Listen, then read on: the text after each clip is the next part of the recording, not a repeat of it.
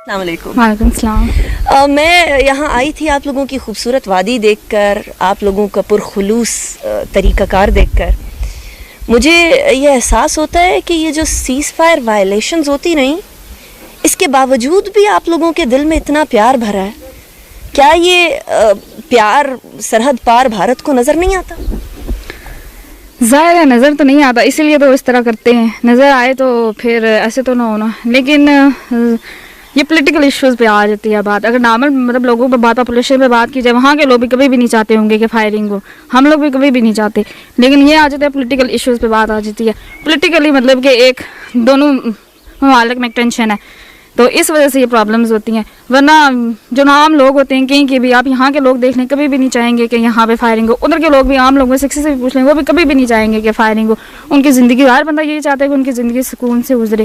تو ظاہر ہے جب فائرنگ وغیرہ ہوتی ہے تو دونوں طرف کے لوگ متاثر ہوتے ہیں, کہ ایک طرف کے لوگ نہیں متاثر ہوتے ہیں. تو اس وجہ سے ہر بندہ یہ چاہتا ہے سکون ہو. تو یہ ہے کہ یہ تو حکومت کو سوچنا چاہیے اس طرف کی بھی, اور ہماری حکومت کو بھی سوچنا چاہیے, مل کر بیٹھنا چاہیے, مذاکرات کرنے چاہیے, امن کے لیے دیر پامن ریزالو کریں. ظاہر ہے جو بھی ان کے ایشوز ہے وہ ریزالو کریں, اور اس چیز کو آگے مطلب کہ کنٹینیو کریں. اگر بھائی سیز فائر ہوئی ہے تو اس کو چاہیے کہ اس کو کنٹینیو رکھیں, نہ کہ یہ پرماننٹ ایشو نہ ہو اور دوبارہ سے پھر سٹارٹ ہو جائے. پھر ظاہر ہے دونوں طرف سے ٹینشن. اچھا, ان 2 مہینوں میں اور پچھلے 2 سالوں کی زندگی میں فرق تو اچھا خاصا ہوگا. بہت ہے, بہت زیادہ ہے بلکہ. ظاہر ابھی یہ 2 مہینے یہ سکون سے گزرے. ابھی جیسے اب رمضان ہے, لوگ مسجد وغیرہ جاتے ہیں تو ایک سکون سا ہوتا ہے. تو پہلے یہ تھا کہ لوگ مسجد آتے تھے, خاص طور پہ بچے یہ سپارہ پڑھنے جاتے ہوتے ہیں, تو اس کی وجہ سے نا مطلب پیچھے سے فائرنگ سٹارٹ ہو جائے تو ایک پیرنٹس کے لیے بھی ایک مطلب کنٹینیوس ایک ٹینشن ہوتی تھی ہر وقت کی کہ پتہ نہیں کیا ہوگا.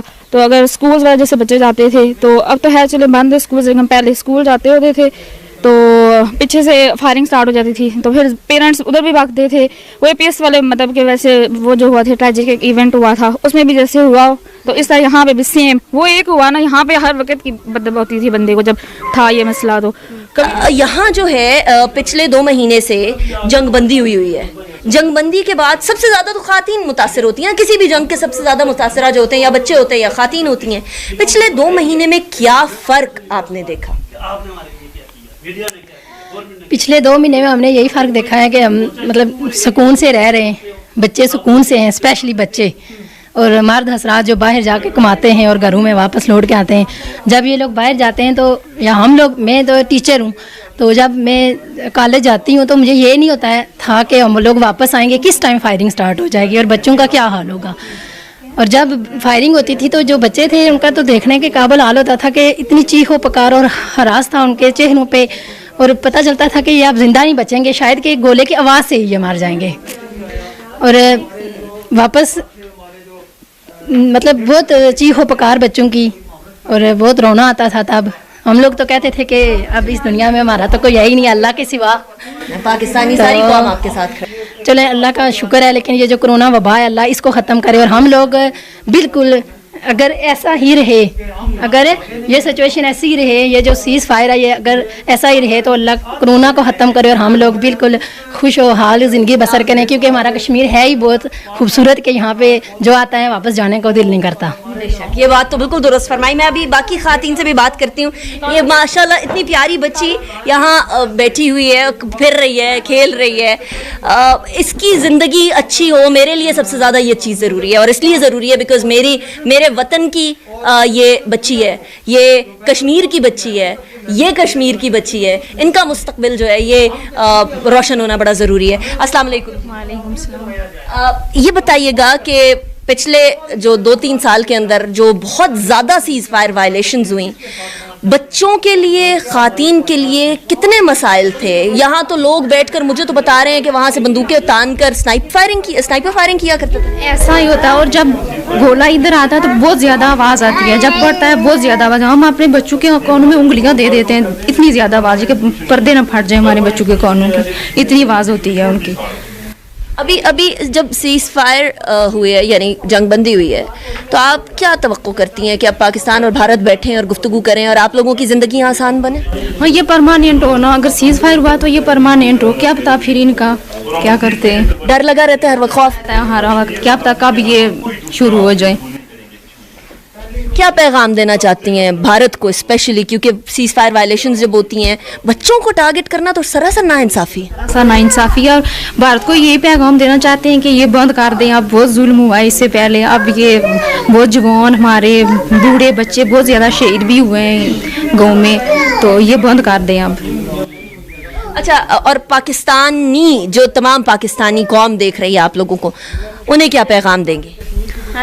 उन्हें यही पैगाम देंगे कि सब वो सियासतदानों से, सब लोगों से यही कहते हैं कि कुछ मुज़ाकरात करें, कश्मीर का मसला हल करें ताकि ये सब बंद हो, सीज़ फायर हमेशा के लिए हो जाए। कि छतों के ऊपर, दीवारों के ऊपर आप आसार देख सकते हैं, जो खौफ व हिरास इधर होता होगा वो भी आप उसका भी अंदाज़ा लगा सकते हैं। इधर की दीवारों के अंदर देखें, आपको जगह जगह गोलियों के निशान नज़र आते हैं। ये गोलियों के निशान सिर्फ दीवारों पर नहीं बल्कि यहाँ रहने वाले लोगों के दिलों पर, दिमागों पर छप चुके हैं। ऊपर छत की तरफ आपको दिखाते हैं तो छत के अंदर भी गोलियों के निशान, गोलियों से छलनी हुई है छत। अंदाज़ा करिए जो बच्चे इधर बैठकर पढ़ते होंगे उनके दिलों पर, उनके दिमागों पर क्या आसार नमूदार होते होंगे। अब मैं आपको वो कमरा भी दिखाती हूँ जो कि डायरेक्ट उस छत के नीचे है जहाँ शेलिंग हुई, जहाँ शेल लगा, और उसके बाद फिर जिस तरीके से उसके हाल हैं वो फिर मुझे आपको बताने की ज़रूरत नहीं है, वो कैमरा की आंख आपको दिखा रही है। गोलियों के आसार भी दिखाऊंगी, लेकिन सबसे पहले तो छत जिस तरह से फटी हुई है, गिरी हुई है, मुदहतम हो गई है,